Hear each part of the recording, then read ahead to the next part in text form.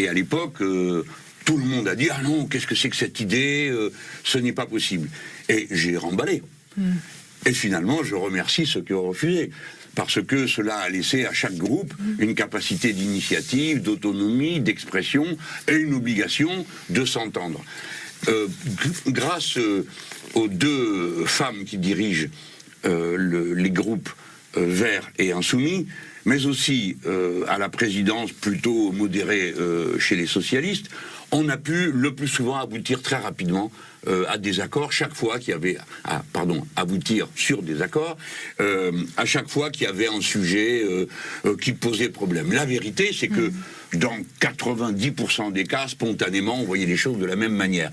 Car voyez-vous, quand on est à l'Assemblée nationale et qu'on est devant des textes de loi, on n'est pas dans un congrès d'un parti où il s'agit de définir avec précision la ligne, le programme, la stratégie. Il s'agit de choses concrètes qu'on se propose de mettre en œuvre ou pas. Et donc, il est plus facile de s'accorder, je l'ai toujours dit, sur l'action et la décision à prendre que sur les grandes dissertations que les uns et les autres peuvent faire pendant des heures. Donc, voilà, il y aura plusieurs groupes. Et ces groupes vont s'entendre comme ils l'ont fait jusqu'à présent, de manière plutôt réussie. Question importante.